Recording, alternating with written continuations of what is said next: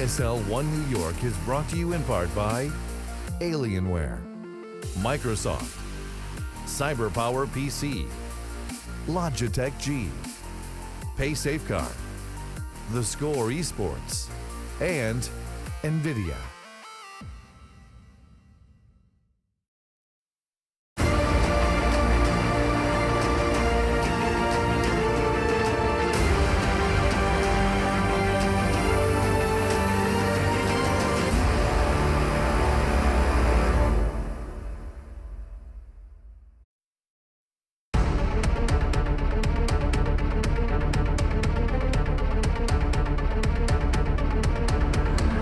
The loss of fur for the start of the season has led to a rocky time for the Brazilians recently. Unable to maintain the level shown in the first half of the year, SK will be looking to reassert their dominance as they welcome back their fifth into the fray.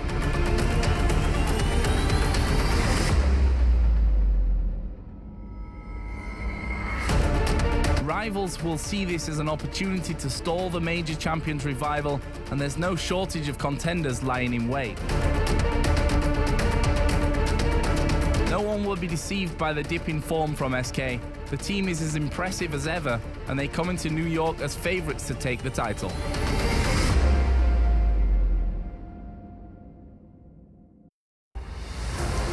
There's no doubt that the Brazilians come into this as the favourites, but standing vigilant against them is none other than the CIS beast, NaVi. Here in New York, we've got a big game ahead of us. Just one map of CS to get one step closer to the playoffs. Got myself, Thorin, and YNK to talk us through exactly what we have to look forward to. And gentlemen, this does feel like a big one. SK are no doubt the favourites. I just want to make sure we are seeing nods. Yeah, okay, the favourites in this tournament. But also the statement there in the video, they have to reaffirm, you know, state their claim once again to being the best team in the world. Has it been raised into question as of late? No, I don't think so. Here's the thing. No one can really contend for like the #1 spot. The key thing for me is, it's just that SK themselves looked a bit shaky online. With that said, it wasn't any lands they went to that they failed. To me, the real reason why they have to reassert themselves is because Fur was out of the lineup. So they did have a period where they weren't practicing with him. He's come back now. That can change a lot. Like, you take a player out for a while, take him out of CS for a few weeks, playing style can change, his confidence changes. So I think it's more mental. I don't think it's actually anything in the game's changed. I think at the moment they still have great map pool, great matchup against all the opponents. I mean, the one wild card that usually is able to beat them, G2, they're out the tournament. So right now, if you're the guys from SK, this is your tournament to lose. And let's not forget, we've got the two-hat rule. Fnatic have the two-hat rule, and so do SK. They're going for that Taco and FNX synergy. So keep that one, and keep your eye on that one. Got some stash in there, Alex. That's quite a stash. Yeah. Oh wow, cold. I mean, you know what? Talk of the devil, he's actually worth discussing. Yenko, world's best player, considered by many, and he has got an opportunity here to go ahead and flex and show exactly why he has that title. And maybe you can tell us why. I mean, you just look at his run at that major LAN tournament, and especially at the majors themselves. The guy is so consistent. It's like, I don't think we've seen that consistent level of play from anyone, even from Olofmeister. This is definitely an opportunity to just see how far SK can really state just how much Brazil is on that CS map. And their opponents are worth discussing as well. There is actually more to talk about, really, with NaVi, Duncan. And I'm sure you'll agree that this has been a very intriguing tale for the CIS region. Yeah. I remember you saying to me, in fact, even at ESL One Cologne, it's an inevitability that Simple will end up on this roster. And lo and behold, we find ourselves here again, and it's happened. Yeah. What have we seen since then? I mean, the thing is, admittedly, it hasn't been that impressive. Online, it's looked good. They've been getting it going there, but their first LAN on home soil at that, in Kiev, Star Series, very woeful performance. I mean, they had a group they should certainly be getting out at the time when you look at the names. You look at this lineup here, I think this is the most skilled lineup in CSGO right now. Like, almost every player here, with the exception of maybe Edward, and even he had a very hot earlier in the year, every player here could be a star player for another team in the CIS region. That's how good they are. That's how good they have been in the past. So the lineup looks very scary, but here's the problem. Who's missing? Well, not in the server, but the coach role has been limited by Valve. Obviously, Starix himself can't do the in-game leading, and that's the problem. Remember, when they made it to the final of MLG Columbus, my props for NaVi was like, you've really shown what a great system you've got here. You were able to go there with your star player like crippled essentially because he had the hand injury, and you almost won this tournament. But that was all based on the in-game leading of Starix. They had all these great players, and then he was the best of the in-game leader coaches for me. And so you take that away, and now you've got just a bunch of star players. It feels like this has to be a different NaVi if it's going to succeed. I think that's a reason why many of us dubbed them as the team to challenge SK for that title of the best team in the world. Because with that change, Simple instead of Zeus, you get a lot more firepower in the team, which is probably what they thought they were lacking. But also the coach change. It's not just that Starix can't in-game lead, it's now that someone else has to, and that fell on Seized, who not only has to in-game lead now, but also his role within the team has changed, switching from that secondary op role into a more of a support type player. And I did want to take this opportunity as well to outline exactly what those coach changes were. I don't know how up-to-date everybody here, both in the arena and online, is, but now you are limited. You can no longer sit behind your team and be that sixth man, that sixth voice throughout all rounds. Instead, your communication is cut down to just 4 30-second timeouts across the span of a map. Is that correct? And halftime and warm-up. Yeah, so you can basically do your pre-match and your mid-match, and that's where it stops. Now, the benefit is, I did see Starix tweet out, he can stand behind them. Yep. And so you will see him there. He'll still get that kind of the 5-screen view, which we've already acknowledged is a very powerful tool. Sure, yeah. He just cannot relay that information live. And so that is where NaVi have evidently been affected. I mean, the key thing is, more than any other in-game leading coach even, their style was a very slow setup where he sort of moved people around like pieces,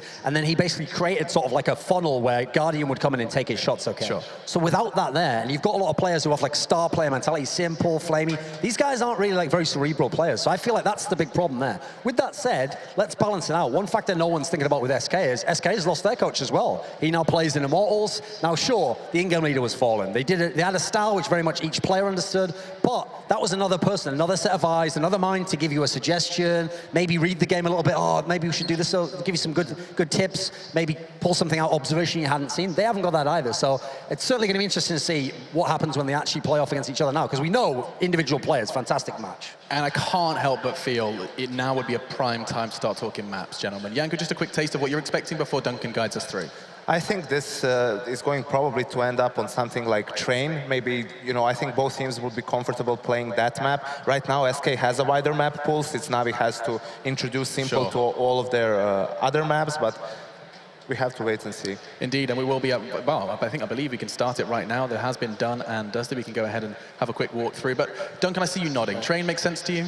Yeah, because here's the funny thing. Both teams at the moment don't really like Nuke or Cash. I mean, we know both of them just get Cash straight out of there. Yeah. So one of the two, they're probably going to take turns to ban one. There we go. Oh, we're actually getting Dust too early from SK. Their second veto, essentially, if Nuke's out of the way. NaVi taking Cobble out of the way, not such a surprise. NaVi had gone off the boil on Cobble anyway, and it has been like a reasonably strong map for SK in the last few months. It's one of their like 4th maps that they added in. I feel like, yeah, we're heading towards, oh, interestingly, SK bans Train themselves. Now, the funny thing here is SK is a team who actually do ban specifically to the weakness of the opponent. Like, they try to get your strengths out there, and they don't mind about weakness because they know they only have essentially one weakness, which is Cash. So they're a team who just go for those bans. So I've seen they've actually banned a different map almost every single time against the two opponents. NaVi, I think it's a bit more obvious. Like, I feel like NaVi wanted it to be like a Train, Mirage, maybe Dust 2. They wouldn't have minded being in there. I mean, at the moment, we're opening it up where Overpass might get deep in the thing here, because someone's going to have to ban Nuke in a second, probably NaVi, right? I think this is reminding me a little bit of that NIP versus Optic at the last major veto, where SK, knowing that they have the better pool right now, they're going on and vetoing the maps that NaVi plays right now. I mean, I agree. If they were to ban Mirage now, that'd be actually a very smart ban, because think about what's left. Overpass, fantastic map historically for these guys here. It does leave Cash still in the equation, though. That's the problem, right? It's a map where notoriously, and NaVi falls for it. NaVi vetoes both Nuke and Cash. You mentioned it yourself that they have the same vetoes. So SK winning huge in this they map. They almost certainly, I think, ban Mirage here and take it to Overpass. These are also notoriously the two maps that they played in the grand finals of the Columbus major. Mirage being super close. Overtime game, but after that we end up on Overpass, where SK ran away with a 16-2 lead. And SK has an unbelievable record on Mirage as well. This is a map where, it's funny, this is how dominant this team has been. Once they establish Mirage, people are like, okay, ban Mirage against them. Then they just make their second and third best maps like the best in the world. So you forget, they can always go back to this. But I have to say, what's interesting here is by doing the Overpass ban, they've actually allowed NaVi, after all that clever gamesmanship and mind games, they've actually allowed NaVi back on a map. NaVi does not mind playing at all. This is the map that they beat Team Liquid on. Yeah, but when I look at NaVi in the last couple of months, for me, Mirage hasn't been as strong for them as it has historically. For me, their trademark maps were Train, Overpass, and Cobble, pretty much, when you look at it. The ones where they got most of the wins against Tier 1 teams. And SK seems like a team who, even though you don't see them play Mirage that often, mostly because it's banned, whenever they are back on it, they're just super amazing.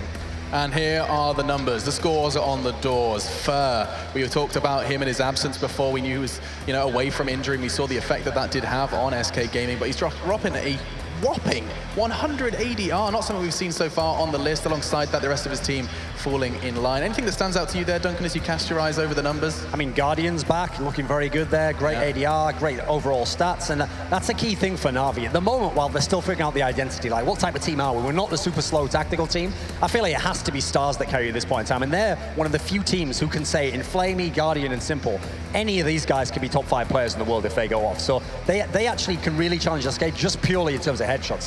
They can get it busy in that sense. For me, the player to watch for Navi in this game, oddly enough, is Seized, because he has been struggling recently since he had to change his role, and he is the player who plays the B bomb side, or at least used to before the role swap.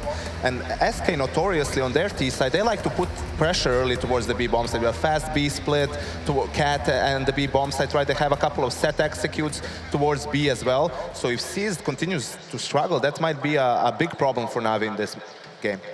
And another intriguing stat, just while it was on screen, was Taco and his underperformance. He has been such a intriguing discussion to have on desks. Some seem to, he's like Marmite. Some love him, some hate him, some, I mean, he was under so much flack and so much fire early in his career with the Brazilian side. Duncan, where do you stand on Taco as a player, as an individual? My philosophy on him as a player is, I think when he has the occasional LAN where he does well individually, people just are so desperate to be like, look, he's really good.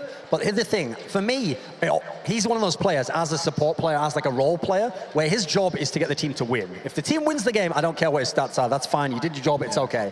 The problem I fall into is like, if he's in a scenario where he's just getting like okay performances and the team loses, that's where eventually, inevitably, I think it'll happen one day, you have to start asking questions, like, is he the guy that we replace to bring someone else in? So I think at the moment, as a role player, definitely does his job, one of the best in the game at that particular sense, but he's not going to be an individual star, and in his team, you wouldn't want him to anyway, you've got so much talent elsewhere. And what was interesting is that you raised the discussion of Columbus. You had Yanko, you mentioned that those were the 2 maps that were played, and we did see Luminosity prevail in both, albeit Mirage in an overtime victory. Also off air, just as we were talking, Duncan, you suggested that those results, you have to take them with a pinch of salt now. Now, it's not like there's been too much of a roster shuffle. I mean, one player from NaVi, and I mean, what is it that's suggesting that's making you say that? Here's the thing, okay, so if you team Liquid, you're now very well aware what a difference one player's difference can make. So that can be huge, but also for NaVi, because the thing about NaVi is, like I say, they were absolutely a system team. It's not even like, the difference between SK and NaVi is SK has a system, but it's like somehow they've actually drilled it into each player. So it's like the player himself, in a sense, knows kind of what calls he can do and what they can do within the system. The NaVi players, I mean, I've spent a lot of time talking to Starix and Zeus, etc.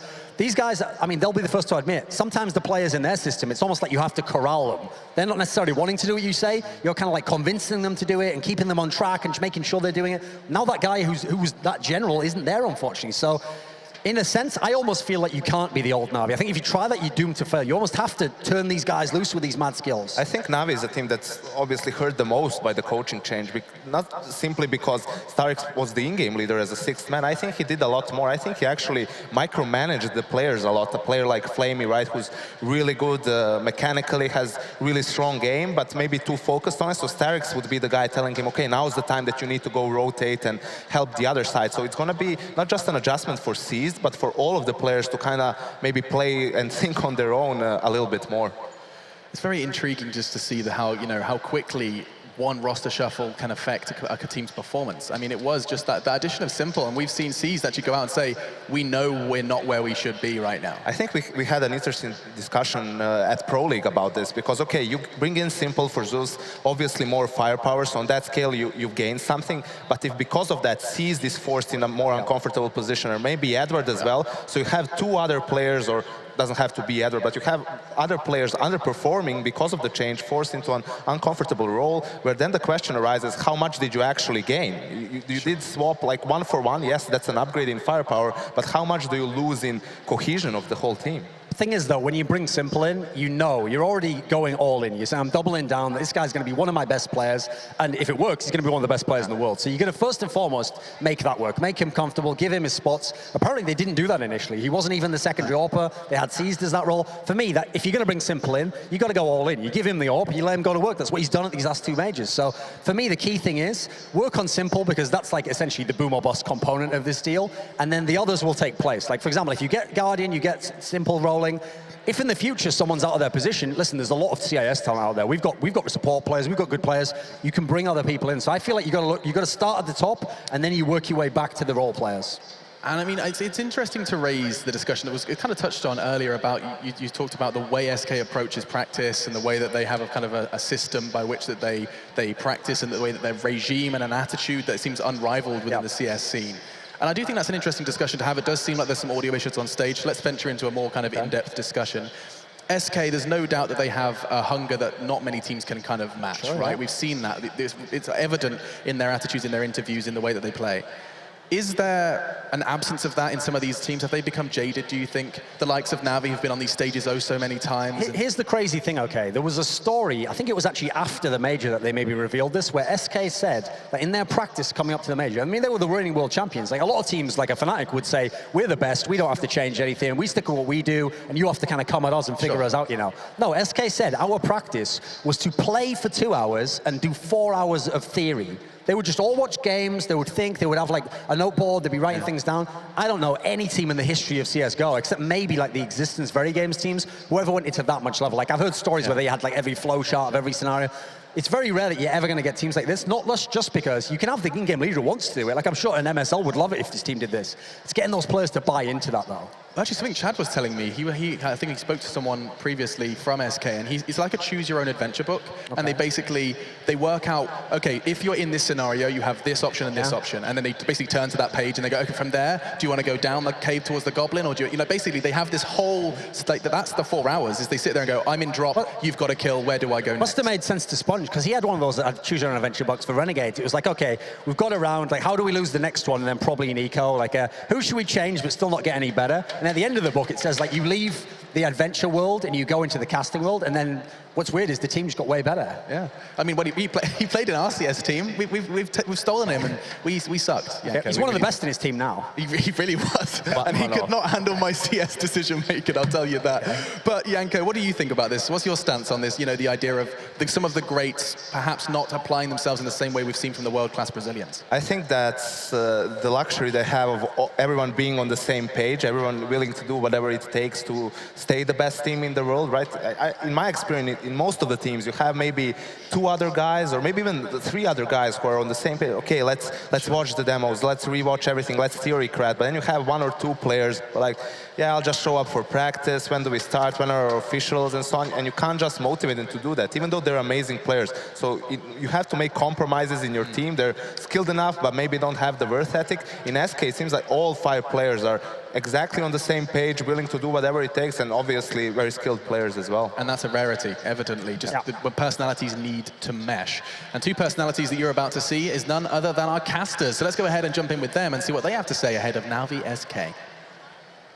Thank you very much, Machine. We're going to be jumping into this match in just a little bit, of course. But before that, we're going to talk about our predictions themselves. Moses, what are your initial thoughts as we get into this game? I mean, this is a killer matchup. These 2 teams, like, ever since Cluj and Apoka, I think this has been one of the most exciting rivalries we've had in Counter-Strike. All through 2016s, I think, like, these 2 teams, like, Katowice, the series they had was insane.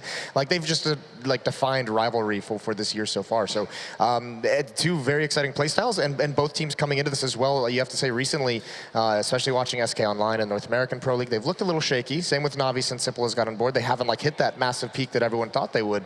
So it's going to be really interesting to see how they go into this matchup. Yeah, absolutely. And thankfully, SK has been recovering a little bit, so maybe looking a little bit better here, especially getting onto this map specifically in itself. Now, NaVi, interestingly, if I remember correctly, I think this was the map they lost to Tyloo recently. At Starlighter. Yeah, well, and then on the other side of the board, this is the map that SK beat Virtus Pro on at Cologne. So, you know, showing some very strong. I mean, obviously, this is a map that is generally very banned against them, so we don't often get to see it, but that's like very deceiving. They just talked about it on the desk. One of the deepest map pools. So, I mean, they're so strong in Mirage, and now this is like a map that slips through, and they've got to be feeling very comfortable with it. Yeah, absolutely. So, who is your team to pick for this one? Who are you going to say? I actually, this is, I think I'll take SK just because I'm not entirely certain what kind of form, like NaVi has just looked at times to be very disorganized with Simple coming in. And they talked about that on the desk as well, that sometimes they seem like structured, but you have so much talent, and a player like Simple, we've seen what happens when you try and like cage that beast. You know, you have to unleash him upon the server. So hopefully, I mean, if NaVi lets that happen, if Simple gets to run around a little bit, they'll be stronger, but haven't been too confident in the consistency of the level they can bring. I think I'm going to go the other direction, though. I think I'm actually going to take NaVi for this one. They looked really good in yesterday's matches, and I think with that improvement there, we're going to see them end up coming out on top. And actually, I believe they'll be our first team to enter the semifinals for tomorrow as well. Is that what this is? I believe so. I believe this is the first finals to see who's going to be entering our semifinals. But with that, guys, we are going to send things back over to the announcers. Be nice to Sponge, Duncan. to talk a little bit more about this upcoming match. I absolutely love Spun, Jay, and we've ended that one. We're going to send him to a seminar and we'll sort things out. Absolutely. For now, though, we need to kind of start focusing a little more on the nitty-gritty. Some of these individuals who have been stepping up, and actually someone that's really worth talking about is Mr. X Factor himself, Mr. 180R. It was Fur who caught our eyes earlier in the tournament. SK's early performances, we saw them versus Astralis and Optic Gaming. So we're going to take a moment just to talk a little bit about what he does bring towards SK, while we certainly can see what him and Fallen were doing earlier on Overpass. But I mean, Duncan, it's so clear when we saw that they got 16-0'd by Renegades, talk of the devil, when they didn't have Fur behind the wheel. Yeah, I mean, part of the issue is Fur's a player where I actually have a lot more respect for him than many of the other players in this team, from the angle that he was the star player of this team. And when they brought Coldzera in, he was willing to move out there. He was willing to move over. This is the guy we're putting our focus on. Then they brought in more players, like a veteran, obviously, in FNX. Again, he was shifting roles. He's played a bunch of different roles in this team, and yet, even when they were very, very good, we were always like, he's never been that sick player he was like a year ago. He's now gotten back into that position now where, sure, he's not going to go off all the time, but he's gotten back to being one of the better players in this team. He has very, very good aim. And I think now you're finally seeing that. Sometimes, even if you're the star, if you know you can get an even better player, if you can sacrifice in that way and still find a way to be useful, though, that's when you get a World Championship level team, not just a good team where you're the best player. Yanko, could you shed some light on why he wasn't, you know, seen? He came in as the star player, all eyes on him, Fur God. You know, where did he gain that title from? Was this from earlier performances? Yeah, it was definitely from early on when the then Luminosity team had their early breakthrough, even when they were Kaboom, when they had that win against Fnatic at ClutchCon, I think it was, on Mirage. Mirage is actually known to be, even to this day, first playground, especially on the CT side. Could even play with shotguns or MP9s towards that A-apps area, but an extremely skilled player mechanically. But it also shows how complete of a player he is, that sometimes, I mean, when you think about it, it's easier for you to be a star player when everyone's like playing for you, when you're being flashed in, put into favorable positions. He still is a really solid player when he is the one working for others. I think Fur and FNX are probably the two players in that team who we talk about the least, simply because they took a step back for the other members of the team. But I think they're extremely skilled and extremely valuable players. Really good with pistols, really smart. FNX, when that first tournament, DreamHack Winter, he had so many clutches that he won for the team.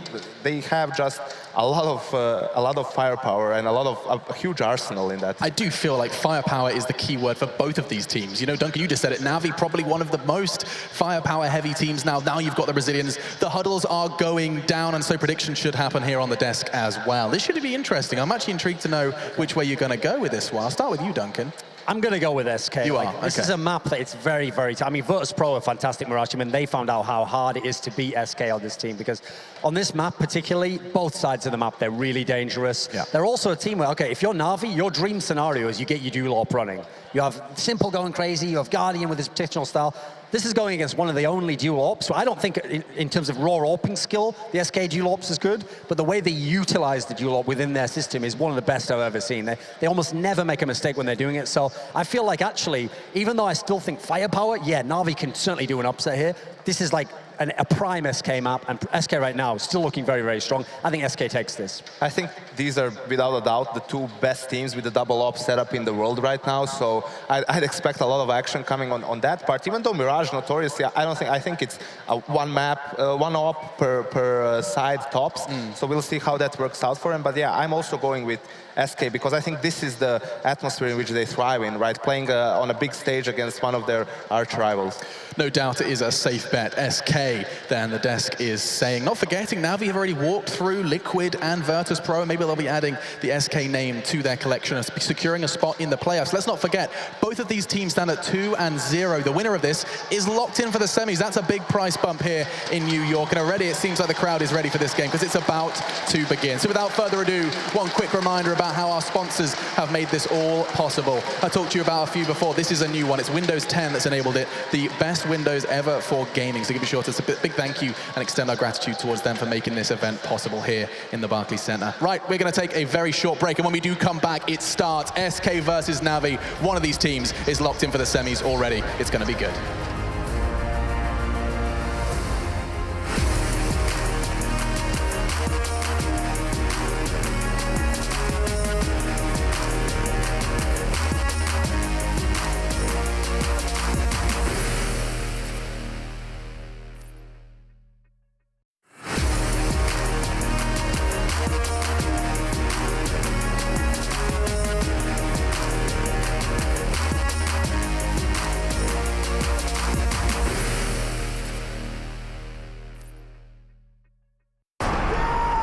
We know you play hard. We play hard too. It's the hardest thing I've ever done in my life. Wednesday, October 5th. Get ready for one hell of a brass kicking. Take 150 college kids, shove them on a bus, and just go around America. We're hanging, having fun. You're stuck with people 24/7. Cruel and unusual punishment. Think you know drum corps? One of this is going to be all for my booty shorts. Think again. What did I sign myself up for? Clash of the Cores, a new series from Fuse. For more, go to fuse.tv/clash.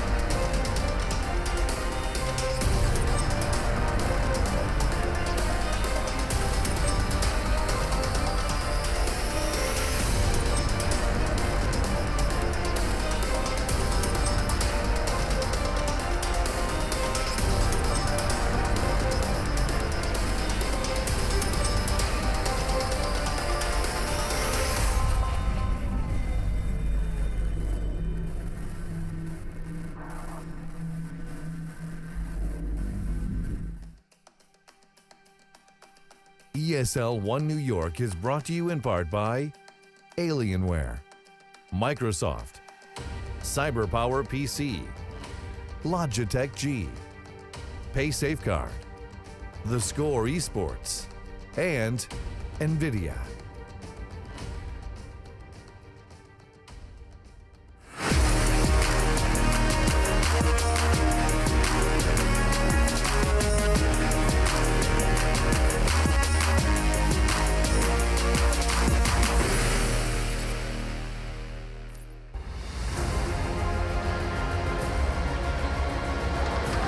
Into our next next match here, live from ESL One New York 2016. It's SK versus NaVi, and we'll be jumping into Mirage in just a few moments. Moses is with me. Moses, again, let's talk about, as we get ready to jump into this match, the analysis desk made some great points. The double ops going up against each other. It truly is going to be a battle of epic proportions right here. Yeah, well, and the big thing is it's going to be a test now of some of the struggles we've seen both of these teams go through in the past month since the major happened. So who's going to be the one who coming into this stronger? Both teams have faltered a little bit with the kind of style that they play coming into this event, but both definitely looking very, very strong at this event in particular. Absolutely, and it looks like we are jumping into it now, ladies and gentlemen. So the pistol round getting live with NaVi starting off on the T side and SK jumping over onto the CT side. The opening push, we actually see SK getting very aggressive over there towards the T ramp. Two of their own, Fur and FNX pushing in. While no one from the T side will place their players in that position. Two of them have pushed into Palace, but beyond this, SK are already getting a great amount of intel for this pistol round.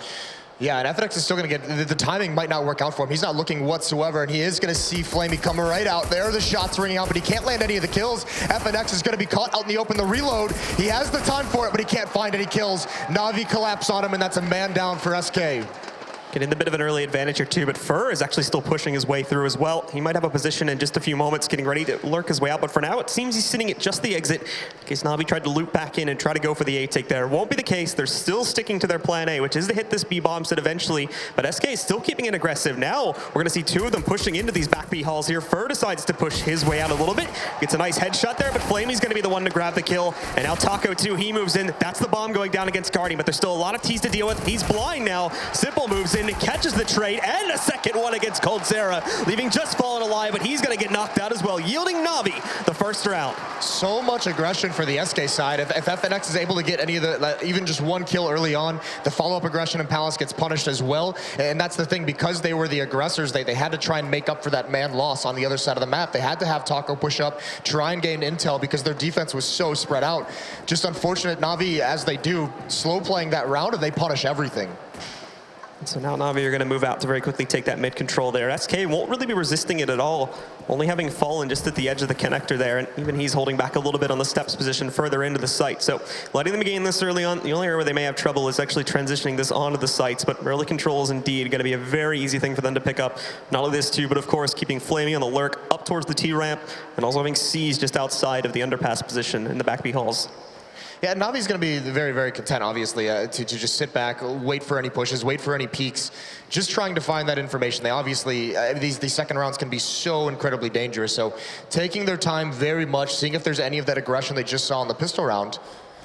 And at the moment, nothing really. This is when they start to make their move. This is where Edward starts to exert some force. And this is scary now. 2 missed smokes for NaVi. It's not the end of the world, but they're running out of utility. They have 1 HE nade, and that just shows a little bit of lack of polish on the utility usage. But they are going to start to move their way in from Cat, with 3 moving in from here. Cole trying to hunt a little bit here with the Deagle, but not picking up anything. Taco actually gets a nice flash and is able to sneak off a kill at the very least. However, it's already been traded back out into a 4-on-3, and the remaining CTs have been boxed out pretty nicely. Flamey moving in there, actually gets lit up quite a bit, but still has them contained. Small point of danger for NaVi. If Taco's able to get 1 more kill, that's the bomb as well in halls, and then all of a sudden NaVi has to go on the long round of trying to find it. So they're very fortunate, and now Simple, again, he's just going to clean things up. Precision as Fallen gets taken out. Beautiful shots coming out from him. Already picking up 2 there on the pistol as well. So a great start for Simple, and we can see that already on the scoreboard. 5-0 just within these first 2 rounds. And FNX obviously not going to get anywhere near that B-bomb site now, just holding back, hoping he can catch at least 1 or 2 players trying to move out to hunt him down. Yeah, I mean, best case scenario for FNX, find an AK-47 at the end of the round, find some kind of a rifle. I don't think they're going to give it to him, and I doubt he even really hunts it. He's got a 5.7 in armor, so something he can bring into the next round and a small bit of force they can have. See if they can do anything with it. Fallen not investing anything into that second round. This time he's only going to get 1 flashbangs for some kind of a pop flash setup, but obviously he wants to have that AWP up and running in the 4th round. And over here now, we'll take a look at the opening push from NaVi. Again, early on here, we haven't really seen SK make any bits of moves of aggression in that second round. We'll see if they try to do anything different here in the 3rd round, but if it remains the same, getting control of top mid and then transitioning it over towards counter connector won't be the biggest problem in the world, especially on this run, of course, where the investments are even less from SK. And there you go, same thing again. This time SK did decide to go 4 instead of 3 on the A-bomb site, and again, they've gone for that push in T-ramp, but not finding anything early on once again with that push. Yeah, and there's the pop flash from Fallen used as well. That was the plan. Let's try and find that info. Let's see if anyone's going to be holding back at the bottom of a ramp. See if we can catch him with a nade out, punish a couple players that might be there, but they don't find anything. And with Taco falling over towards the B bomb site, NaVi is going to take that advantage. They're going to storm their way into the site. Edward with a kill through smoke as well. And that was the 5-7, that was the armor. That was really the only point of aggression that SK had in this round. Fallen's got himself stuck in there too, so coldzera will be getting knocked out here. Trying to take care of Fur. We see Guardian pushing his way into the window room too, but Fallen has the back advantage, does find the kill, of course, but Simple trading it, and Edward jumping up on top of the fence there. Grabs the closing kill. NaVi get their 3-0 start, and not a lot of losses either, so a decent amount of cash just within these first couple of rounds. Yeah, Guardian, the only player who's died on the NaVi side, 3 times for him. Unfortunate. That's tough. But either way, now, I mean, this is the heart of this battle. We have Guardian with the AWP, we have Fallen with the AWP, and if you look at the SK side, because of that investment, they have no kits. They're going to run out of utility pretty quickly as well. Only 3 smokes to use in this entire round. Oh, that's good damage, though. Can't complete the kill, but Edward is essentially out of the fight. 4 HP, he's got to back off. And now coldzera too, just waiting to see if there's going to be any sort of aggressive response from the NaVi side. Not as of yet. They're holding back. We do have a player slowly lurking his way through underpass right now, and I believe that C is working his way in there to take position. So NaVi still very heavily favoring the mid control and then transitioning that into the sites within the early rounds here. But SK obviously with the guns in hand now, putting up a lot more resistance to that this time. Fallen sitting at the outside of connector waiting for a push. For a little bit closer as well. So they're ready for it. It's all going to be onto NaVi here to pierce through the veil and get their way onto a bomb site. Right now, they only have mid control. They don't have anyone go, back towards the A bomb, so they don't have anyone at B halls. So this is going to have. It's looking like Guardian and Simple. They're going to fall back, and they're actually going to go through those B halls. So this is eventually going to be a split towards this B bomb site. Edward is in connector. That's a pretty popular advanced position, and C's now even. He's in the ladder room, so he's going to have a chance to cut off flanks. Edward with 4 HP, that's a good situation where he can lurk and try and pounce and get an easy kill if he can time it properly. But it's going to be fairly dangerous for them to get up catwalk because there's no more smoke. So Flamey's going to be heavily exposed. 37 seconds left on the clock here too, so NaVi having to make a move here very soon if they want to actually be able to take site control. Taco still resisting the push from the apartments there, and Fallen, the first shot onto him as the cross moves in from connector is not going to hit as well as he would have liked there. Now NaVi try to push their way into those C's, gets knocked out first. Fur and FNX picking up kills after Flamey finds one for the T side here, leaving it with 4 up for SK, and good control maintained. And NaVi are unfortunately stuck, and Taco pecking away at them here, knocking it down to just 2. Guardian looks to respond, but the missed shot from Taco, and he's also going to find the final one there too. SK pick up the very important first gun round. They're not out of the hot seat just yet. NaVi still have plenty of cash to reinvest into this next round. Yeah, really nice read from SK. Once that hit eventually did come in towards the B bomb site, 3 players are there. And uncharacteristically, 2 of the strongest operas we have in the world, Fallen and Guardian, both missing some shots. You generally see them hitting. Guardian with some of those minor flicks there towards the end. Fallen that kill on towards catwalk when Flamey just basically had to run the gauntlet. So uncharacteristic out of the 2 of them, but a good rotation on the defense. And now it gets a little bit tougher for NaVi because all the utility is bought out for the SK side. The defense is everything, but that's a nice pick. Taco gets caught.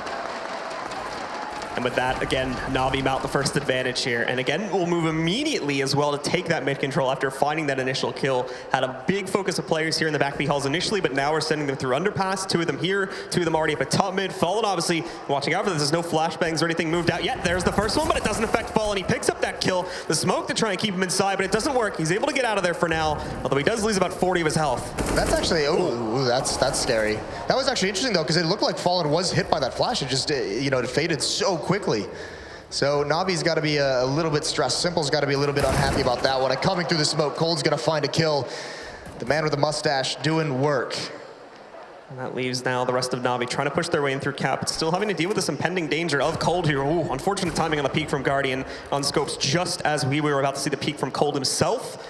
So that leaves Cold still alive and still definitely dangerous from this position. And not only this too, but Fur waiting back over here to catch these players on the flank right now as NaVi try to move in. Time is low, but Fur, perfect timing. As soon as he sees that, pops right out, picks up the kill, even gets the second one behind Arches. Edward did finally take out coldzera, but he's not going to survive for much longer. FNX finds the final kill, and it's a second pickup for the SK roster. Fur has been a stud ever since he returned into this lineup. He had that brief spell where he had to sit out. And the one thing we do know, him being the secondary star, we've always praised him for his ability to play kind of second fiddle to Cold and rise to the occasion when needed. But you don't really see how much of an impact he has on this team until he was missing for that month, until we saw SK without him. So he really provides a lot of things to this team that they cannot do without.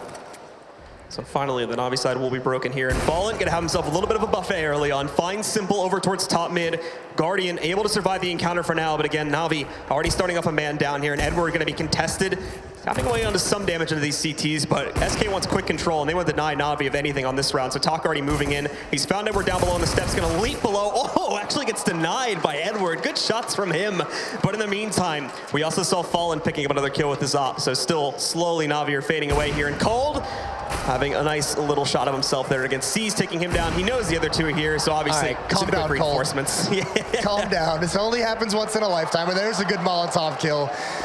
And actually, he gets dropped by Guardian. 6-shot with the Deagle, and if he can salvage that, if he can start making this very costly. The other thing as well, SK transitions into this double op setup. If they lose that now, if they can't salvage that AWP, that's a strategy they want to be able to run. Guardian's still alive and can't land any more kills. And they are going to find that second op as well. Fur picks it up for Cold. 3-3 now. It's kind of a bit dangerous there for a second, but they do get it under control.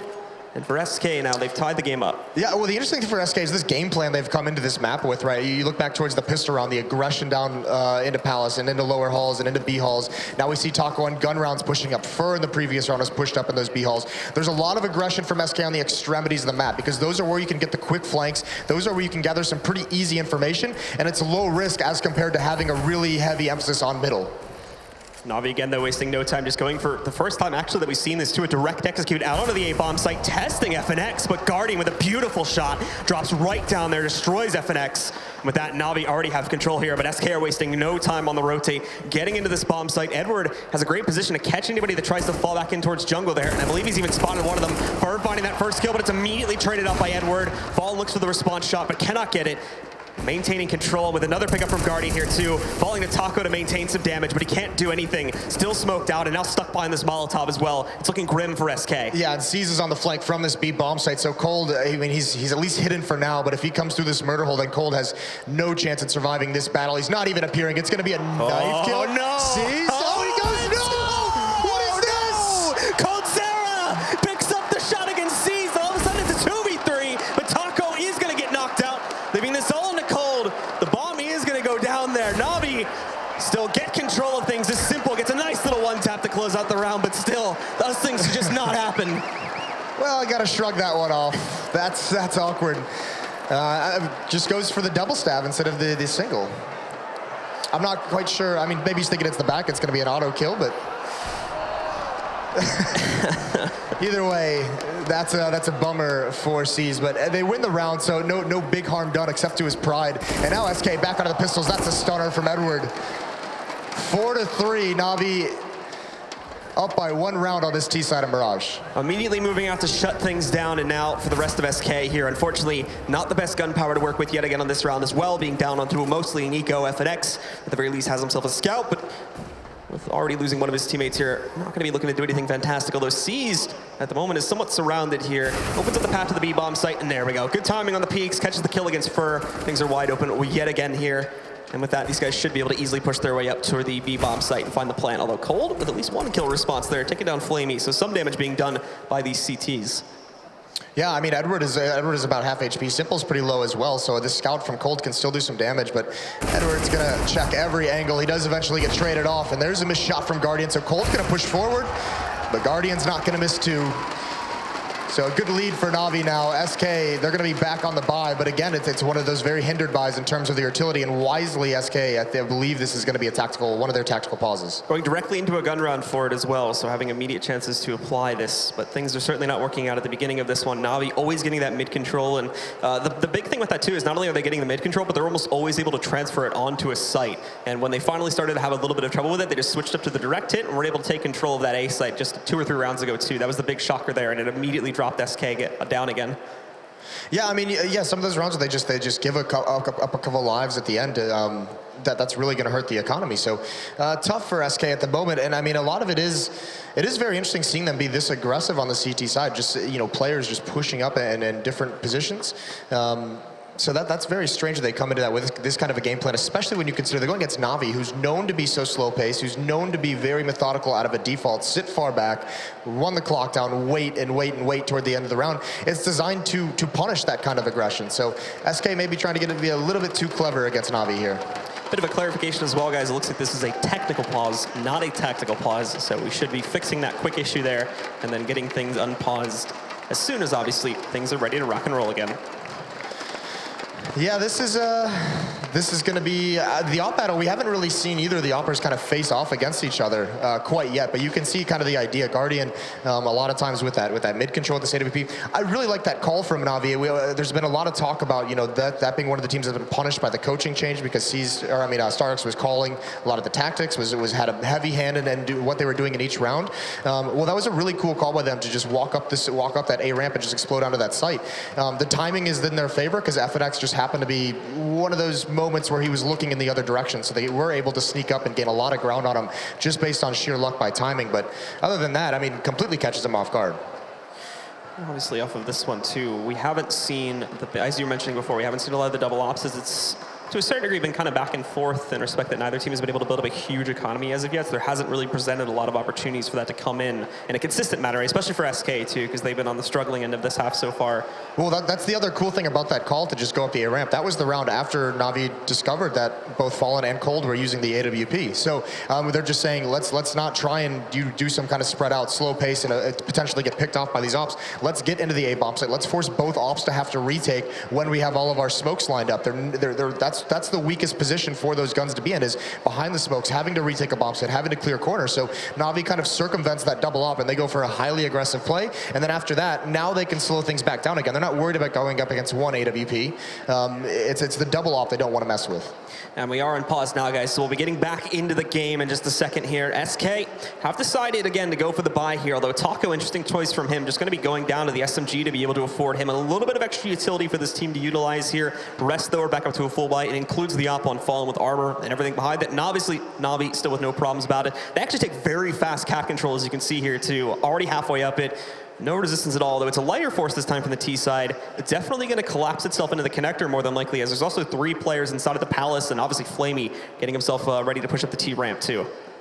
Yeah, and NaVi, they don't have a whole lot of options available to them. 2 smokes. They used a good amount of this utility early on in these rounds to gain the ground and middle, and they haven't really gained anything that aggressive that's going to allow them to springboard any kind of attack. So it'll be interesting to see how they handle this with 3 players at the A bomb site. SK is the perfect defense at the moment.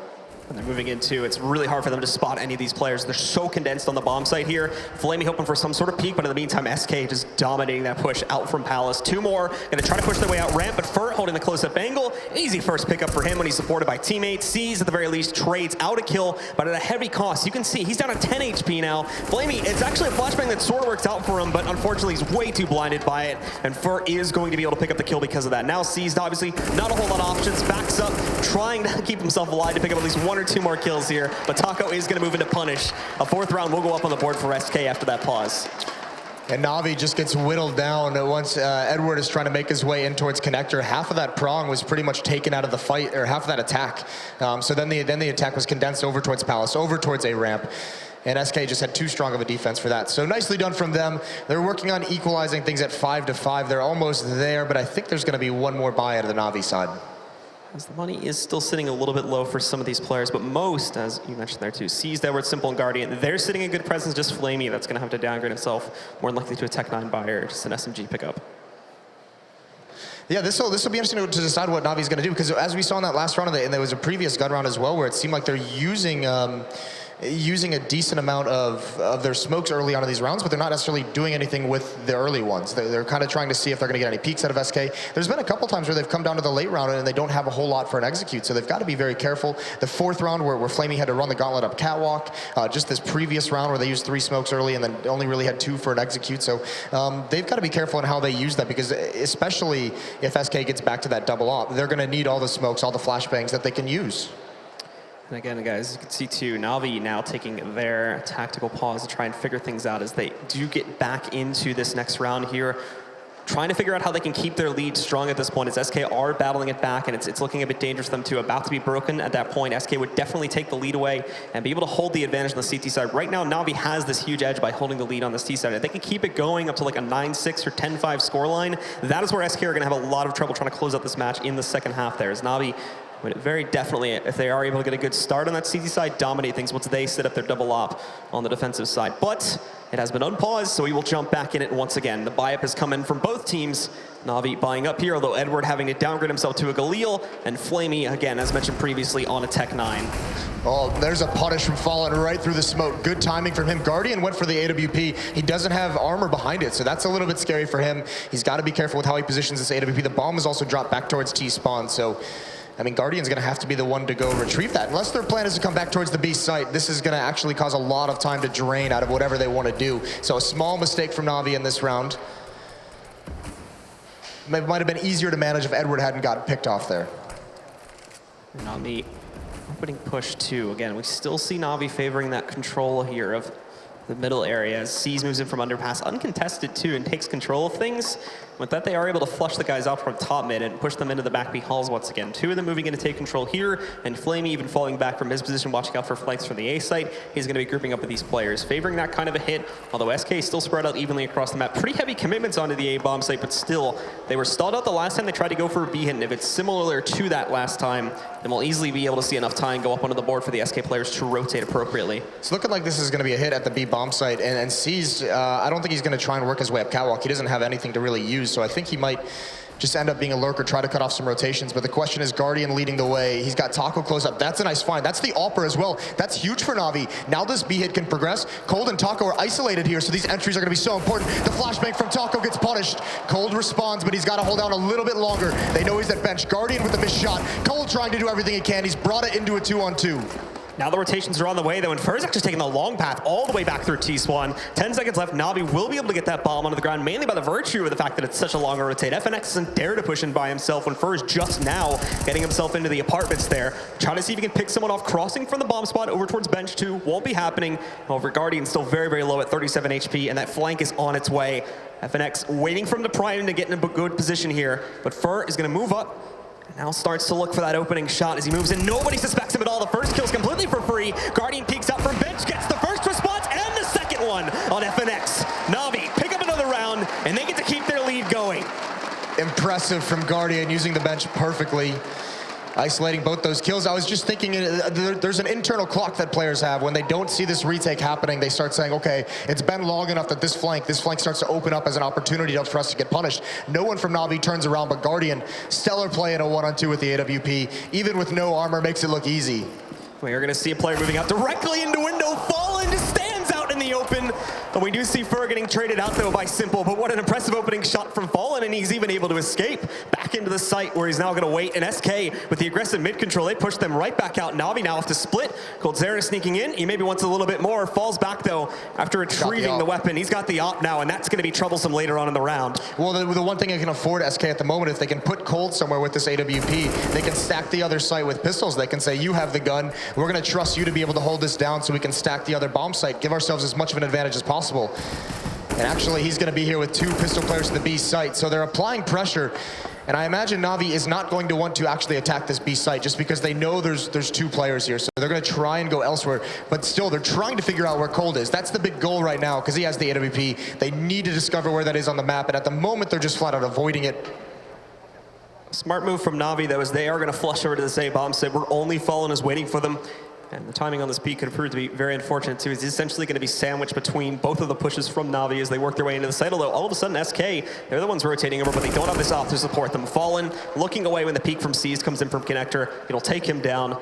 And we see the rest are going to be able to flush out pretty easily, too. That's the tough part. That kind of idea of putting the op in B and having everyone stacked over towards A, it came just a couple seconds too late for SK. That's too long for Fallen to be the only player at this A site trying to watch every single angle. So now they don't have any real time to get Cold over in a position to help out. Although FNX is going to try and make this happen. Headshot with the Deagle, can't get anything more. And Cold, you might just want to sneak away. There's a good flick. And that's going to allow him to survive and just fall back. That's going to keep the remaining members of NaVi honest in case he's trying to go for it. Still early on in the plant, but he's already bailed out. So op going to be salvaged for SK. It's not bad, all things considered, into this round. No, not at all, especially considering the fairly minimal investment that they bring to the table. For the most part, just upgrading their pistols. I don't even think most of them picked up armor this time. That Fallen shot, that was some big boy deagling. That was like Wild West, stand in the open, just flat out challenge. Even having Guardian type it in the chat there too, the respect for that one, as that was a very, very aggressive move that he makes, and it ends up paying off there too. Picking up that kill at the very least slowing the pace from Navi. They do end up coming out on top, but look at all the damage that is down. 3 to 5 players get dropped, and that's going to force a lot of rebuys. The money for Navi at this point is not necessarily in a great place. For those that did manage to make it out of this round without having to buy, they're sitting at most about 3,900, but pretty much everybody at least buys for a teammate or something like that. So the most they have at this point is Flaming with 2.6. I mean, in reality, you look at this buy, the good utility on Navi, 5 AKs, a bunch of armor. I mean, you'd say this is a really solid buy. The one thing they're missing is that AWP on Guardian. That's what was taken away from them. Even with the economy being strong enough to have this level of a buy, you still kind of feel it's diminished with the Guardian lacking that AWP. So you can see it's going to be a little bit different for Navi in this round because Guardians pretty much had that in all their gun rounds. So they all of a sudden don't have this tool that has been so important to them. The early pushes again from Navi, splitting up across the map, fading away from mid early on here too, as they send 2 into the B halls, and quite a few of their players actually on the approach to A. As 3 of them look, they are going to group up over here in the tier ramp, and this may actually shift itself into that direct take again, but they still need to move that player out into mid so they can get that connector pressure added to the mix of this one. C's will be grouping up for that one, and the other 3, along with, of course, Flamey here, are getting ready to go for that direct push, and they actually fade away from mid. It's going to be a full 5-man push if they go through with this up the T ramp. Yeah, it's going to be just a standard execute at this A bomb site. They have plenty of Molotovs as well, so FNX, he's going to be in a position that can get fired out. So it's going to be interesting to see how he manages to overcome this kind of an execute. Flashbang, smokes are out. The wall of smoke's going to be up. Connector, there's the Molotov. FNX has to peek. The flashbang is perfect, and Edward's not ready for it. FNX somehow gets out of danger, and there's Fallen. He comes in. The follow-up shot saves FNX as well. He's still going for more, and Navi haven't been able to find their way into the site until just now. It's brought into a 4 versus 3, but SK still hold good control. They're going to fall back a little bit here so as not to give away any extra players from this side. One of them pushing up. There's Simple picking up the kill, knocking out the Steps player. Taco's still holding at the edge of this one. He spots the player pushing through the smoke, but doesn't react. Seas is going to take down Taco. Coldzera catching an additional trade, keeps this even still, and Fallen pushing right out, but denied entirely by Seas. An instant headshot from him. 10 seconds left, and they've got to get the bomb into the site. And Cold, he gives up the angle. He's going for more. Can they get it planted in time? They're just going to have it. But that was a scary moment. Cold had that angle to prevent that passage. Television sometimes setting in there too, throwing Navi off guard, but they do recover from it. They do get it onto the ground, but Cold has all the time in the world to try and clutch this out, although finding a kit, but still at 34 HP here, trading out for the rifle as well. As he shifts in, he's spotted by Seas, back behind the firebox though, and he's just going to shut it down, leaving no chance. Navi jet setting ahead again here, and SK falling by the wayside with not a lot of cash. They're more than likely going to have to just half buy here. Yeah, this is now very, very tough for SK because this half, that's the round now where this could completely snowball out of control. They've been struggling to stay afloat in this half, but in reality, now with a pistol buy here, Navi gonna having 9 rounds on their T side of Mirage. That's gonna be so difficult to overcome in the second half. Guardian spotting a couple of aggression jumping out of the window, and Edward and Simple just clean things up. So good control maintained again from Navi in the early round of things here. SK trying to keep that aggression going on these upgraded pistol rounds, but just not really yielding anything with it. With the exception of when Fallen got that kill a couple rounds back by standing in the window position that really mucked things up for Navi later on. Now though, they know that there's going to be more pressure, although Guardian again missing another shot as they try to push from Cat. It's going to be left, and also not only that too, but you can see FNX grabs a kill with his Deagle onto Flamey. All of a sudden we're even in a 3-on-3. No one from SK though has been able to upgrade their own guns yet. They're still working with that same arsenal, but that's going to change right now as FNX does find the AK. Yeah, but they've got to get on their horse. They've got to get over to support Taco at this B site. He cannot hold on. It's too difficult, but Cold is here. He only has a CZ. But if he can bide his time and wait for the plant to go down, that could be a punish. Simple's waiting for his teammates, and he's got position at bench, so he just drops the bomb over towards Guardian. And this is going to be the peak from Cold. He punishes it, but there's Simple. The return eliminates the danger, at least for now, but FNX is here with the AK-47, and what can he do? This is the guy, the big impact player for SK. He's brought it into a one-on-one as well, and Seas is going to peek right into him. Miraculous for FNX, and Navi let one slip away. That is going to be a huge deal again. SK, I mean, I have to take my words back because essentially I was just saying how SK, they weren't really impacting that well in those upgraded pistol rounds, and now 2 in a row they managed to almost shut down Navi, and on this one they successfully do it, bringing it up to 5-8. Yeah, and this is one that Navi's going to look back on and think that we should have never lost this. Simple, not aware that he's exposed at this angle, a little bit swung out wide, and Seas just peeking right into window. Didn't even seem like he was prepared to take that fight. But, I mean, smart play from FNX, grab that angle, keep the planter boxed in, and you have to say, I mean, a little bit lackluster from Navi protecting Guardian with the plant. Cold with that CZ able to delay it. That's huge. That's what buys time for FNX to get into that position. And so off of that, of course, SK, another chance to forge their way into this half once again and keep the scoreline close as we come into the last couple of rounds here. Still plenty of chances for NaVi to just push ahead again, though, and they're playing it passively. Edward trying to wait for that push from Fur, but misses the actual attempt at it there. One of them pushes up, but no damage done whatsoever. But that is going to cause some more hesitation here. NaVi holding back.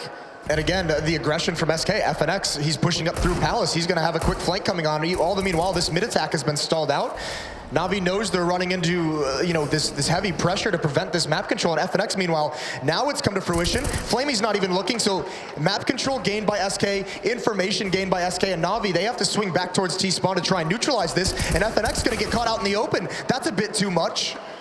So NaVi, they neutralize it, back down into a 4-on-4, and everything that SK had just gained by that one kill is lost just as quickly. And still a minute on the clock too, so NaVi have no reason to overreact to this and push onto his site yet. They're still holding, generally speaking, around T-spawn and top mid here. They've sent C's into the sort of crossroads between the Palace and the T-ramp push onto the A-bomb site, but again, nothing else being looked to be gained here. Finally starting to smoke off the window to allow them some pressure there and really just deny visibility. SK won't be able to figure out what's going on in mid exactly, and in the meantime of this one, obviously Edward just sneaking right up to the connector, the missed shot from Fallen. He's got partial control there, and the other three are starting their push over towards the A site too, where you currently, because of all this attention drawn to mid, you only have Fur to defend this, but he's holding a very close-up angle too, waiting for the peek. The first headshot is his, and that flashbang hits below the step, so he shuts it down. Fallen grabs the kill out towards mid, as does Coldzera, and with that, SK are able to hold.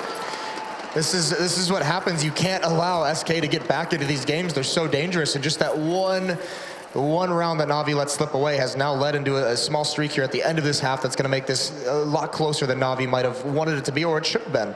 That round, you could see Simple and Guardian, I believe, was going towards A ramp. They mistimed that pop flash. One, I actually don't even think it was really that effective, all things considered, when we saw it from first POV. But Guardian peeking before it definitely would have neutralized any effect it could have had. So a couple mistakes coming out for NaVi right at the end, which is allowing SK to have a huge advantage to get the last 3 rounds of this half. These are big, big mistakes indeed from NaVi. Handing over the op just a couple of rounds to go there too, when SK were invested, and as you mentioned there too, not defending Guardian when he was going for the plan on the last eco round there from SK when they just picked up the upgraded pistols. Things like that unfortunately lead to rounds for NaVi where they absolutely had no business picking them up whatsoever. Yeah, just some curious decision-making towards the end, but I mean, SK being able to claw back into this, that's very, very good stuff. They were looking like this was looking like a dire half. I mean, it was a 5-1 run for NaVi during a certain stretch of the middle of this half. So they come out with a very, very powerful T side. It's off the back Simple, the new acquisition, 14-8. All eyes on how he's going to play in this lineup as its lifespan moves forward. And then seized Edward and Guardian, all with 11 kill effort. So team wide for NaVi on this spectacular T half they've had. Guardian, as we saw too, is another definitely player to highlight, especially in the early rounds there, where we're seeing some good pickups from him. Started off a little bit rough, but as he started to really hit his stride there a bit, he was picking up some very big kills. He's fallen off in the past couple of rounds. We've seen those mistakes being made. We obviously have had the money in a pretty tough spot, so not as many out pickups for him. But overall, especially in sort of the mid rounds here, he's been very effective for NaVi's successes. Well, big chance here for SK to bring it as close as possible, 7-8. If they can pick this one up, and they have a massive advantage. They have the op, they have all the utility they could need, they have 4 rifles. Meanwhile, the NaVi side, it's pistols, and Fur's already been taken out of this round as we've gone live. So it's a 5-on-4 for SK in the last round of the half. But immediately too, Fur's going to look to move up towards top mid again and punish this a little more, though he takes some early damage, so falls back further down the ramp there. NaVi, though, sounded the alarm. They're falling back off of their hit that was initially going to be working its way into B, possibly to regroup, but now Edward's actually been called to group with them instead. Fast utility being tossed out onto the B bomb site, and they are getting ready to start a very, very early push into this area here too, but keep in mind, not a whole lot of utility, and it is going to be delayed even more by SK throwing in this Molotov. Yeah, that's a nice Molotov from Taco, just to delay things a little bit longer. Cold's going to be here as well. They have 3 flashes between them. If this execute starts to come in, they can delay it a little bit further, but there's no one really too close for the SK side. FNX can be there pretty quickly, but huge advantages. It's just got to be SK's. They've got to make sure they hit their shots, they don't muff anything, and don't give NaVi a chance here to get 9. Waiting for the actual hit to roll in here now. Now NaVi are ready to go for it, and they're going to push all their remaining players into this site. Held up again here by a flashbang. It's holding them off a little bit. Now the smoke will give them some more room to push back in, but they're taking damage on the way in. Edward now down at 23 HP, but Simple catching Taco there. He's out in the open, and another peek from Simple too. The deagle shot takes down Coldzera, and another one from Simple. Up to 3 now for him. He single-handedly shuts down the B bomb site defense, and it's all on Fallen and Fur. He's holding a close angle material just outside too, so there's no safe path for these players to push out. They don't even have any utility either. Fallen trying to look for a way out, misses the shot, obviously, just trying to take one out there. And Simple holding for it. Fallen trying to jump out, but there's nothing being seen at all. NaVi have full control of this one, and it's looking at this point like it'll be a 9th round. They're trying to push for it. Another one from Deagle. He won't get the yanks, but Flamey shuts it down anyway. And an amazing round for Simple ends the half. NaVi go up 9-6. The power of Simple, he would not be denied in that round, but you know, you look at that, that only happens because of a mistake from the SK defense. Taco overextends on the side of the bomb site. He could have played that more passively. He could have baited NaVi into actually dropping off of the platform and falling into the crossfire that Cold had set up. Once he falls, Cold's just gonna get overrun. They need to take that fight as NaVi's falling off the plat. So NaVi managed to pick up 9 rounds on their T side. Now the only question remaining, of course, is does SK bring something else to the table to be able to swing it back in just as strong a favor? Or will NaVi's own CT side of defense hold in a stronger fashion?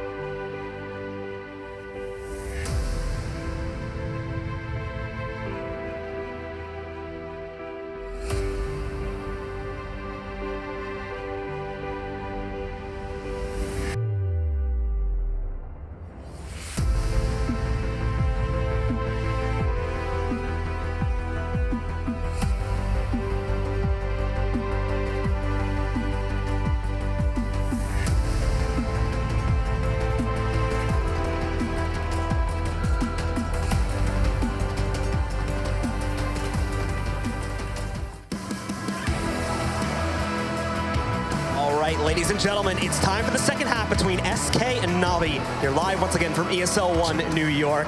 Glad we have that in the highlights. So is Seized. Seized is happy we have that here. Brush it off.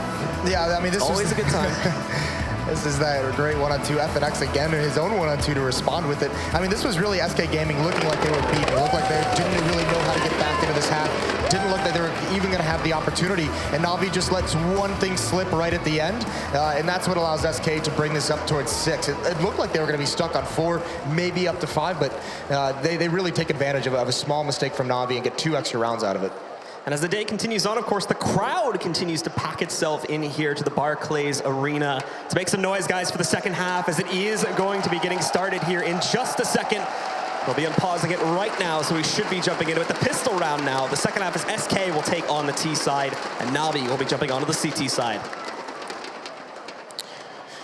Still a tall task ahead for SK. I mean, one of the things that they're known for as a team is their ability to get T-sided rounds on the maps that is very defensive-sided. They still can, you know, grind these rounds out. Maps like Train, maps like Mirage, maps like Overpass, their T-sides are very, very strong, and that's kind of what puts them ahead of all the other teams on these maps. But this against NaVi, who themselves, they have the same strength, obviously, but this is a map that has been very, very good for NaVi in the history of Counter-Strike. Absolutely. So let's get into it now. And we see the opening buys come out there, fairly typical across both. A little bit heavy on the utility from SK there too, as they decide to go 2 players with that, only 3 with armor. However, it's a very fast take, so it might be warranted, or at least not necessarily a take, but a very fast initial peek up the T-ramp there. 2 of them, you can really quickly just to try and see what they can find, and then go back down to reapply now as the smokes roll in. Now I believe is when they're actually going to go for the executor, but there's been no rotate at all from NaVi. Everybody's still 3, generally speaking, grouping up around the B-bomb site, but now they're going to start to move in. Guardian has a great angle though to pick up some headshots here. He's going to find one, and we see Flamey finding a second one within there too. He looks for a third pickup for this CT side, and he's going to grab it here. SK get gutted on their way into the bomb site, while Coldzera will respond. He's lost his only other teammate, Taco, here, and now he tries to hold in the 1v3. He'll back up behind Tetris and try to pull off the impossible. Yeah, it's not even really planted for him whatsoever, so that's going to be a defuse, and that is one of the most beautifully executed retake defenses I've seen in a pistol round in a long time.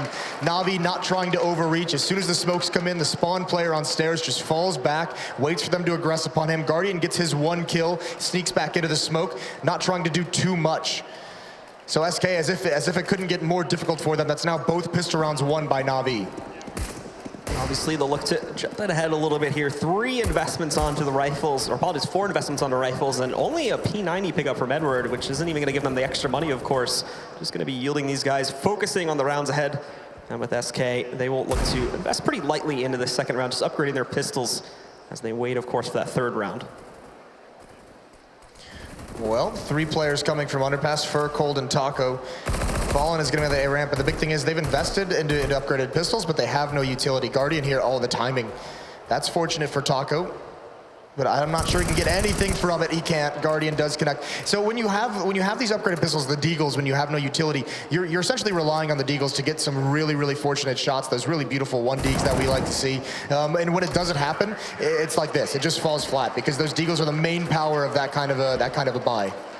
No damage at all really done to NaVi there too, so they escaped that round. I think the only damage that was done was like 10 to either Simple or Guardian, so they get out of that one with no repercussions whatsoever. And not only this too, but because of the fact they went for 4 to 5 rifles, they're essentially already ready for this third gunner investment coming in from SK. They're going to pick up their own rifles here. 2 of them downgraded to Galil's to get a little bit of extra utility, but even with that, you can see they don't have a lot. They've used a lot of it here just within the first couple seconds of the round to try and block off mid, but already great damage being done by Guardian from within the window. FNX down at 2 HP, and Coldzera has been knocked out completely. That is an incredible amount of damage coming out so quick and so early. Really nicely done from Guardian. And Taco, he actually finds Edward in the smoke, doesn't get the kill, but he's brought him low, so doing his best to even things up, but there's so much pressure on mid here. Simple, Guardian in window room, in the ladder room. They can shut things down, and there's a nice trade. Taco finds one. He's going to try and get up and do a little bit more. He's gotten control, and he's forced Guardian out, but he's not going to be able to find any more kills. And this is now where SK Gaming, you say, yeah, somehow you've managed to claw yourself into a situation where you're in this round, but you have no real utility left into it, so what can you actually do? More damage being done here too, bringing a couple more of the players from NaVi low. Fur takes himself a long-range battle, but ends up losing it. That's the bomb going down to the ground too, so now Taco has to go on a bit of a recovery mission. Thankfully, it's going to be fairly low risk. Nobody from the CT side here is in a really good area to try and deny that. So he'll be able to pick it back up, but again, the big problem becomes SK are now in a 2v4, despite the damage that is done. FNX... It's basically a 1v4. Let's be honest. Yeah. FNX 2 HP, can't really do much. I like what Navi's done with Edward. They boosted up in the site because he's also at low HP. So, even though you don't have the health to take a fight, you're in this, creative spot where they might not check and you could just get a free kill, but it doesn't even come to him. Really, really suffocating and nice defense from NaVi that round. NaVi are going to push ahead now, doubling the scoreline of SK, and SK has a lot of recovery work to do, and it needs to be done within these next 2 or 3 rounds. Otherwise, it's all over, and NaVi are going to take fast control of this map and push their way into the semifinals here at ESL One New York. Well, I mean, this is the tough part. SK going for that risky buy in that third round. They don't get anything from it. So now back onto pistols. NaVi's going to be able to get up a little bit farther. They're also going to, I mean, the first time they had just going against pistols like this, all 5 members survived. So able to build up money there. This time around, if they do the same thing, they're going to be so flush with cash. It'll be so difficult for SK to come back in that. Taco's wiped out easily. The rest of SK isn't even there. A little bit of a miscoordination on this hit at the B site. And Simple and Guardian just make it look easy. So does Seized chiming in as well, but nothing, no ground gain for SK there. Not really any kills at all going on for SK in these first 4 rounds. I think a total of about 3 kills in general is just how many we see the SK side picking up in those first couple of rounds. So NaVi being able to escape easily, and look at their money too, even spending some cash to upgrade here now. The lowest is going to be Guardian sitting at 3,100, but pretty much everybody else is sitting close to or above 8K. Yeah, the benefit of having really, really good anti-ecos. Strong economy. Taco now the only one here. Edward spots him out. That's a nice headshot. That's very, very early on in the round. And that's actually a key piece of this SK Gaming offense because they want to use Taco at that A site to just stay alive, to have a fallback option for them. He's their plan B if the rest of everything doesn't work. If they get bogged down elsewhere, Taco's supposed to maintain control on that side of the map, so they have another option. Now they don't have that. NaVi themselves here now with that good control too. It's caused a bit of hesitance for SK. NaVi have started to spread a little bit. They are starting to shift one of their players from the B side back in. Fallen going for the jump boost there to get himself into mid, but obviously nothing waiting him on there on the CT side, so doesn't really yield much. But they will get control of this earlier. The problem though as is always the issue with getting control of this mid area, is then transitioning it onto a site. They're going to get good smokes into the connector, but again, this is all being allotted by NaVi. They don't really have to do much to get this. The real trouble comes when they actually decide to push this into one of the 2 bomb sites. Well, they have firm position and connector, so now you're going to see Fallen coldzera just pick up the bomb, fall back, and they can either go towards the A or the B bomb site, and with F and X falling back as well, it looks like they're going to go over the B. The tough part for this is actually NaVi with a 5-on-4, they really don't have to spread this defense too thin. They have everything covered right now. He's going away. Again, they have Edward boosted up into the site, so he'll be able to, stop the plant, at least delay things, maybe get 2 kills. All depends on how SK is going to clear things out, but C's being here is going to make this so difficult for SK. Edward even has a Molotov if he wants to use it. The flashbang hitting perfectly too onto most of SK, trying to push themselves in. Fur looking to lurk in here too as he makes some noise early on. Taking that first battle against Simple there, but in the meantime, the actual execute moves its way in. Edward hasn't made a sound as of yet, waiting for more to push in, but actually, who gets that kill on a re-peek there? Flamey also taking out Fur, but FNX, he's been knocked out of the equation. It's still an advantage for NaVi. Good denial by Fallen, though. Keeps his teammate alive on the re-peek, though. Gets a bit too aggressive. Guardian is going to knock him out. So it's FNX versus the world here to keep SK in this match. A first good kill, he moves out for the second, but Flamey, he's going to shut it down. So NaVi will find their 14th. They'll be 2 away from taking this map. Guardian's going to be so happy. In a 3-on-2, his teammate jumping out of the window a little bit early. It looks suspect when he gets picked off by Fallen with the op, but it does allow Guardian to gain the angle safely and trade that kill off. So nicely done from NaVi. And like we said, there's just so much money that SK has to burn through. That plant's going to help with some bonus money, but they've got to, they have to string it. It's going to take three rounds to really burn through this cash that NaVi has. So there's no real end in sight for SK. This is a long road to redemption for them in the second half. And they're going to go for just an all-in buy here, too. Picking up 5 AKs across the team for SK, and also very early on here, too, already sending 2 of their players up towards the B apartments, and Fur not wasting any time getting into position, just destroyed though by Simple. All his hopes and dreams down the toilet, and Fallen now as well down at 62 HP. Well, the double op of SK didn't have too much of an impact in the first half. Immediately upon switching to the double op, NaVi Simple gets that headshot right off the bat. So this is 2 rounds in a row where SK's been forced to play 4-on-5 basically for a minute and a half. So off of this too, SK fall back from those B halls and now just look to control top mid 2, easily switching this into a very readable, at least from our end, an A hit here, and NaVi already having 3 of their players positioned near this bomb site too. Edward moving himself out to the window position to hold this in the eventual push. But SK with this tough task ahead of them here, the biggest thing they could get here too is catching Flamey over peeking. Because look, they get free control of connector. coldzera is going to move in, but Flamey gets behind cover here, even re-peeks and grabs the kill on the coldzera. So things just continue really to get worse and worse here for SK. And this is kind of where we've seen SK struggle online, is these kind of situations where, sometimes, when they do get a little bit down, but, SK is very well known for having plans, that early round plan, the mid round plan, the late round plan. Well, sometimes in the mid round, their transition into that late round tactic doesn't really come to fruition, and it seems very individual. So you can see, now it's Taco's turn to take a fight. Thankfully, he wins this one. He's going to go for more, and he's almost able to get it, but he's the only one left, and it won't much matter. Map point for NaVi. So with that, obviously SK are going to reinvest again into this round. They'll get the best buy they can out onto the table, but it's going to be even more likely even worse than what we saw in the previous one. You can see it there too. Not even full AKs this time. 2 of their players having to go on to Galil's, and utility is bothersome here. Only 3 smokes. They don't have any flashbangs at all, just 2 decoys. Yeah, this is going to be so tough, and this time it seems like they're not going for any, because of the lack of utility, the lack of arsenal, it's just going to be a hit towards this A bomb site. All 4 players, 3 in Palace, FNX on the ramp, coldzera at the base. There's Flamey with a nice shot. He's been stellar at the A site, but he can't get anything else done. It's now on to Guardian. They have no tools. They have no smoke to block him off. He has free reign, and he's trying to hunt down a kill, trying to bring this back into a 3-on-3, but it's not going to happen. SK not giving him anything for the moment. coldzera, in the meantime, still playing around with that connector position too, and he's going to hear Guardian stomping in, even looks at it. But Fallen grabs the frag from inside, picks up the kill. He's going to get a free op off of that more than likely too. There's a good shot from Simple though to shut out Fallen. Down to a 2v3 and another one from Simple. He's even got another player sitting back over here in the T-ramp. The nade is going to push him back, but on the re-peek, Simple just getting these kills back to back, and then he even gets the 4th one as well. Simple dominates SK Gaming on another huge 4K to end the second half, end this match. They're going to win this one 16-6 and shoot themselves into the semifinal. That's what he's here for. He had 28 on the match, but that is a stellar retake, a 2-on-4, and Simple gets them all. Makes it look easy with the AWP, and SK is going to have to figure something out for their next match. they are not done with these group stages just yet, but with a performance like that, Simple easily has to be the highlight player, specifically in that second half there, having some huge plays just back to back to back, shutting down the opposition. Well, the 4K with the Deagle to get that last round in the first half, now the 4K with the AWP to close out the match. That is impressive stuff. And I mean, we know he's a playmaker. We've seen it before, and that's why he's brought into this team to be that X factor. And I mean, he's pulled some crazy things out early on in this tournament.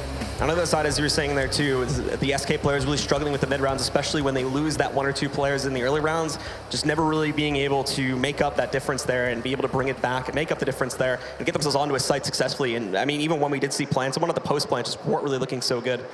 Well, it was 16-6 for NaVi, and they're going to be our first team into the semifinals. And so with that, guys, we are, I believe, going to send things over to a quick break real quick, and we'll be back with more directly after that.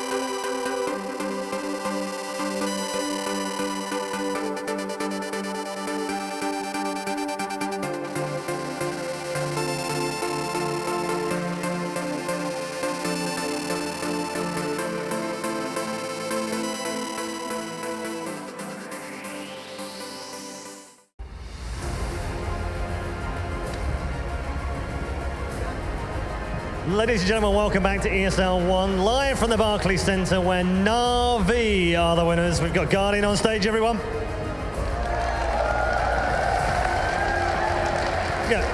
Got a few fans out there, my friend. A few fans. That's very nice, yeah. Plenty of NaVi shirts everywhere we go now in the world. Yeah, that's nice, and hopefully it will be much more, many more. Good. I want to talk to you. Good win over SK. They've been a bit of a rival this year, been a bit of a pain for you guys, haven't they, with the major and losing to them in the major. Is it good just to beat them, or is it just another match for you? Of course it's nice to beat them, because they're the strongest team at the moment, so it's always nice to beat them, and we lost to them every single event since the major. So it feels nice, but yeah, it's best of one. The one doing less mistakes and doing incredible rounds, and yeah, he's the winner. So we are the winners this time, and yeah, it feels good.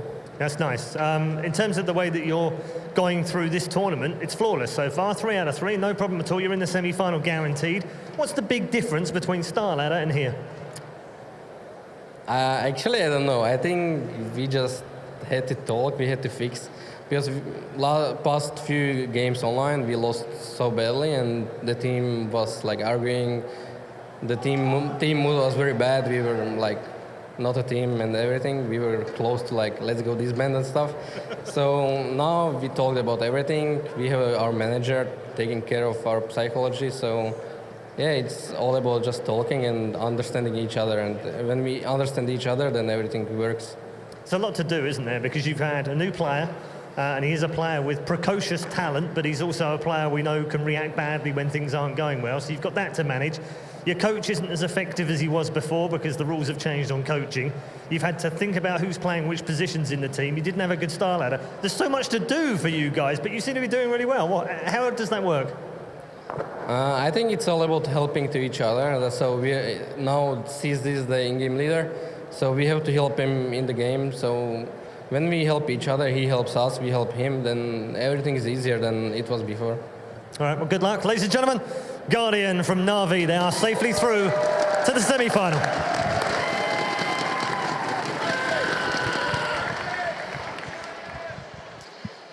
NaVi, once again surprising. The first 3 games here in New York concluded, and every single time I describe them as the greatest CSGO minds, and that is true, but still, we haven't got a single prediction right yet, gents. Is that just testament to how unpredictable our game is right now? And they're called upsets for a reason, you know. Yeah. I mean, like this one particularly here, the problem is you didn't really have any sound reason to pick NaVi because SK's slip-ups have only been online. And again, one of them famously was actually without even the full 5-man lineup. Okay, sure, this is what we said. If NaVi turns up with this kind of firepower, yes, definitely they can win this game. They're very good on Mirage, but SK are the best team in the world for a reason. Admittedly, that team, the best team in the world, did not turn up in this game.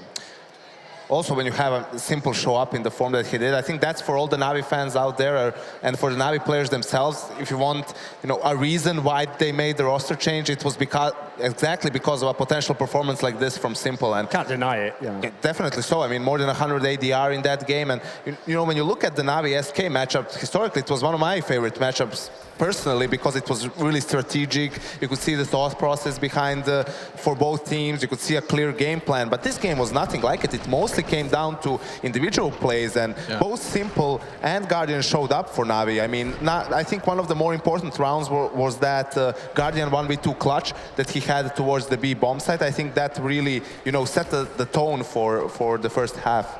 Now, I can't help but question while I do have you, Yanko. Not a single T round from the Brazilians here on Mirage. 7-0 CT side from NaVi.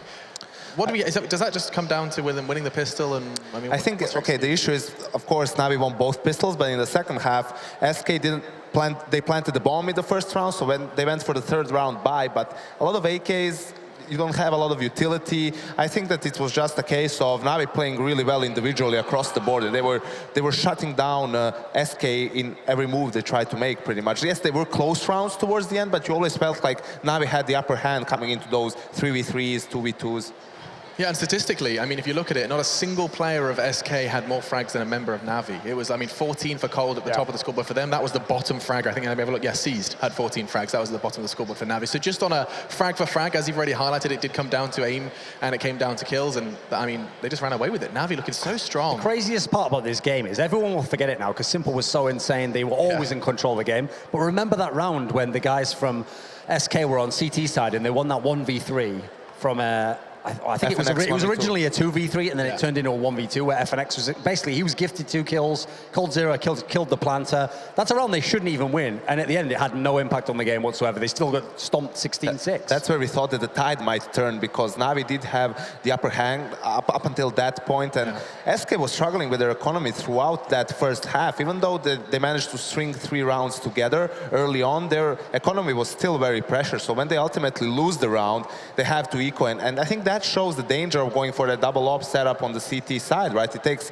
a lot of dollars, dollary dues to buy it, and even with the kill reward being only 100, you don't get that much back, even if you get the kills. So yeah, things really didn't go SK's way in this one. An intriguing question to ask now as we start to kind of set our sights forward. NaVi are locked in for the semi-finals. This has previously just been one map. It's banning down to 1. So my question to you, Duncan, is we've only seen NaVi on Mirage and Train.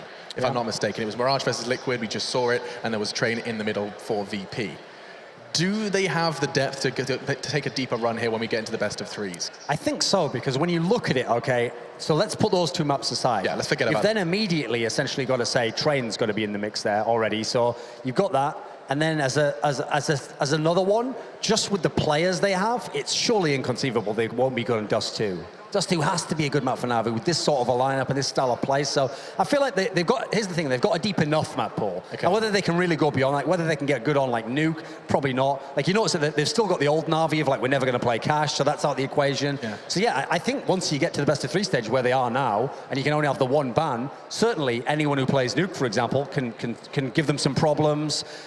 They're not necessarily going to be so great if a Cobblestone comes out. It's like they themselves have got a few questions in terms of what they ban. But luckily, I think they're good enough on the maps. They're very strong on that. They look like they're going to be a contender for this title. I mean, yeah, already locked in for the semi-finals. So we've had one team eliminated. G2, we wave goodbye to the French squad almost immediately, starting our day off with them. Optic throwing the knockout blow. And now we have just seen our first team locked in for the playoffs tomorrow. They'll be there for Championship Sunday, battling to get to that grand final and getting that big lion's share of $250,000. But this is what we've got now. Our new set of matches has been released. You can see it on your screens now. We have Astralis going up against Optic Gaming. That's going to be our next matchup, and one of those teams will potentially be going home, waving goodbye. They're on the ropes. Both of them on that 2 losses. Of course, it's 3 losses, and you are out. Now, following that one, we get Fnatic versus Liquid. That should be intriguing to see. We haven't had Liquid yet perform in front of this crowd, so that's going to be an opportunity for us to see exactly how loud the New York crowd can get. We know what happened in Columbus, there's no doubt about that. And SK versus Virtus Pro as well to look forward to. SK VP, I think that's probably one I'm most excited about, just to see the Brazilians tested again, this time by the Virtus Pro boys. Which, out of the 3, Yanko, which one are you kind of most intrigued about? I think SK and VP is a clear one. VP being the only team in both majors able to take a map off of SK, who went on to win the whole thing. So it's been a great matchup whenever we had it. Is there something to be said about Astralis Optic? Is there genuinely potential for North American side to fight back again? I mean, it's going to be very map dependent. I think that's the real key. The key thing there for me is, in theory, okay, here, I can understand how a team like Astralis loses to Fnatic. Because even though Fnatic isn't the old Fnatic, it's still Olaf Meister, still players like Dennis, very confident players. Meanwhile, the guys from Astralis, they always have these psychological blocks against certain teams, certain players. That shouldn't be there for the Optic game. I feel like in the Optic game, you should very much, if Astralis lose, they've still got the full chance to show what they're capable of. Sure. Their individual players are very good. I still edge them to be the better team there, so I think that would be an upset again. And I think Optic, listen, they can do it if it's the right map, but I feel like Astralis, I don't think they're quite at the level where they're just going to get knocked out immediately. Hey man, you've said it already. It seems to be upset city here in the Big Apple. We're in downtown Brooklyn. We're having a whale of a time. We'll be taking a short break before we return with Optic Astralis. Get to see the Danes once again battling for survival alongside Optic. Have already proven that they're not going down without a fight. Now, if you want to keep track of this, we keep referencing all of these games. A great application that enables you to do so is called the Score Esports app. Get it on your smartphone. I'll tell you all about it. Of course, iOS and Google Play. So any smartphone will do it. It's actually got lots of articles. I keep mentioning, you know, news articles, stats and more. The articles aspect is something to be sure to check out because it gives you great previews and tastes of what you could be missing if you're not here in New York. All right, we're going to take a break. When we come back, it will be Astralis Optic. We know the crowd is ready. We know you guys at home are ready. Keep hitting us up with that hashtag ESL One to tell us your expectations for our next one. It's Astralis Optic, and we'll be right back after this.